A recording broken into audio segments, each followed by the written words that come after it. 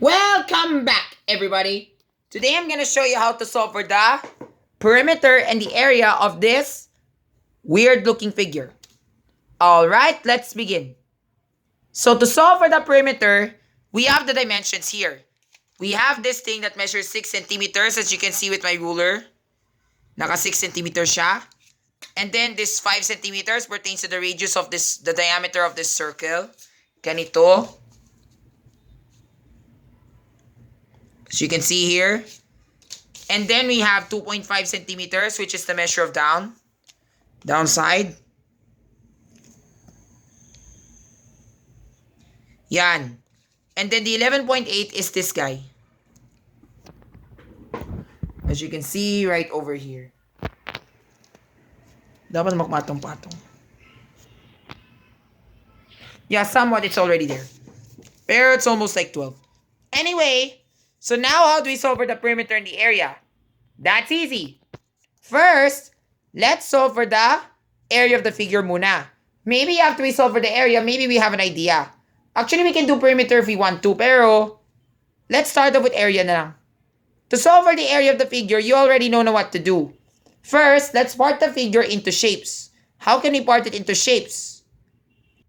Ayan. So now we've already parted the figure into shapes. So we have one shape, a trapezoid, two shapes, a rectangle, and three, the semicircle.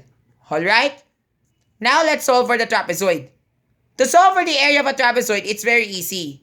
Remember this, the first base, and where's our second base? Our second base is here. But take note, this is still 6 centimeters. Is that true? Yes, it is, because that forms a rectangle. So 6 centimeters to. Next, we need to get the height. Remember, 11.8 pertains to the height of everything. But it says here the clue is the diameter of this semicircle is 5 centimeters. So therefore, it's going to be 11.8 minus 5, which then gives you 6.8. So therefore, this measures 6.8 centimeters. So that is the trapezoid. So yan, it's 6.8, okay? Now let's solve for the area. Area of the trapezoid, you already know what to do, right? 2 plus 6, 2.5 plus 6, that's 8.5. And 8.5 times 6.8.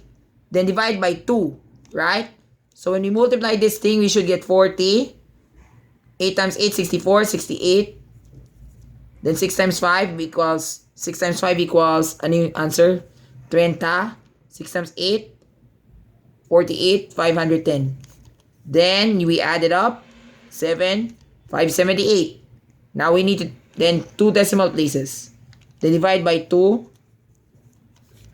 So therefore, we should get, we know that this is, ano yun, 28, diba? 56, and then 18. So, 9. So therefore, that should be the area of this guy. The area of this guy is 28.9 square cm. Yun yung area ng trapezoid na to. Okay? So, yun yung sagot ko. Now, for the rectangle is very easy. Just do length times width. Halatang halata, this should be 30. 30 square centimeters. Take note of that, okay? So, you have 30 plus 28.9. Now, for the semicircle, that's our last step. So, you know already the area of the semicircle, right? It's always pi times the radius squared divided by 2. But first, remember that 5 centimeters is the diameter. We need to convert that to 2.5. So therefore, ganito yung formula namin. So yan, so ganito yung formula namin. So pi, which is 3.14 times the radius squared, diba the diameter is 5. So 2.5 squared divided by 2. And actually, I can solve 2.5 mentally. So this becomes 25. And then, you know, this is supposed to be 6.25. So therefore, it becomes 3.14 times 6.25.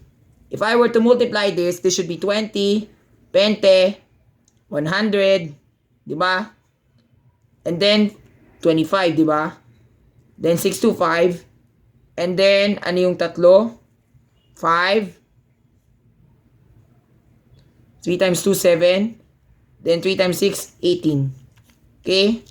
So, when we add this up all together, we should get 5.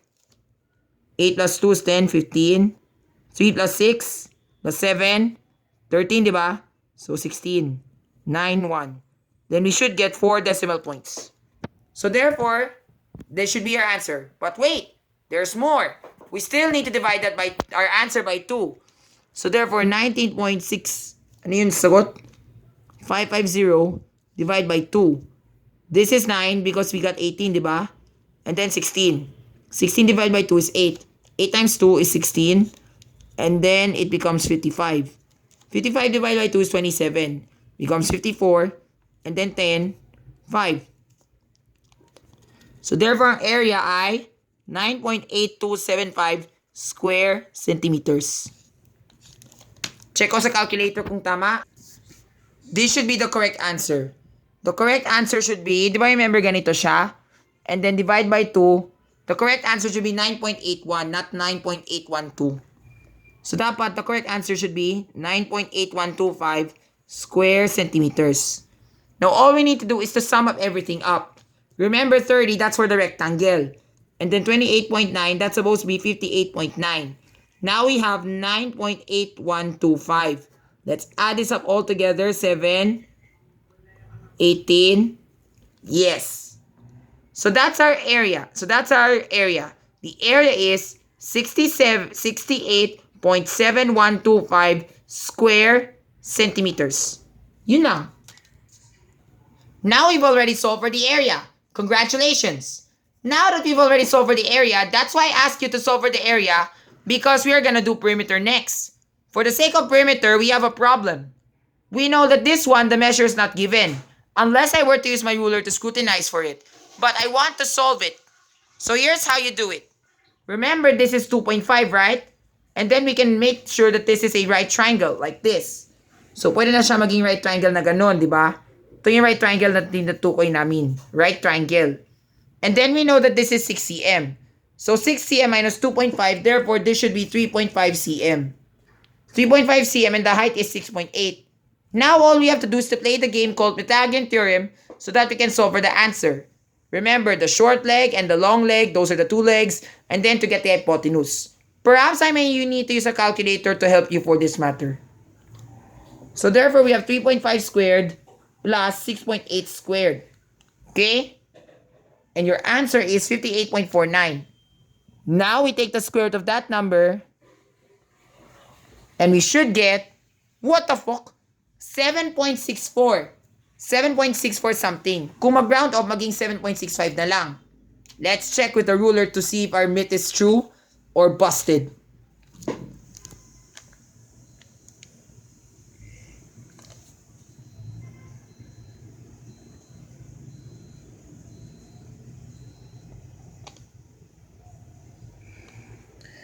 Yan.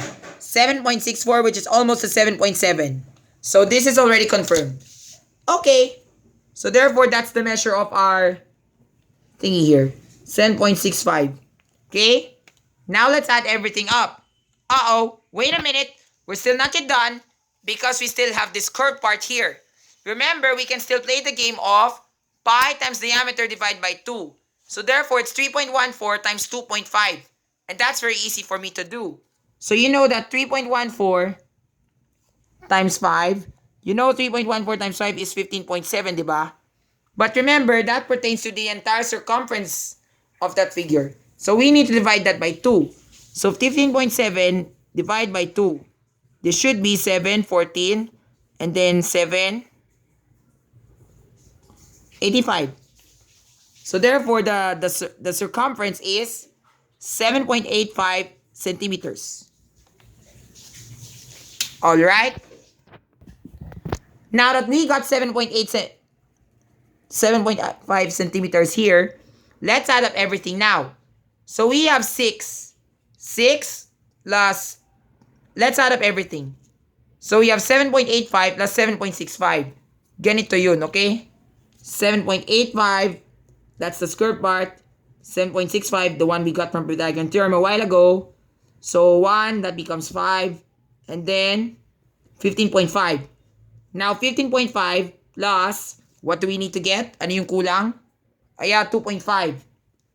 E di that becomes, ano to? 21. 18, di ba? 5 plus 5 is 10. 15 plus 2 is 17. So it becomes 18. Now 18 plus the numbers. Plus 6, we should get 24. And then 24 plus the last number, which is 11.8. So tama, we should get 35.8 centimeters. So that is the perimeter of the entire figure. To check with the calculator, tanan! And we're done. Thank the Lord.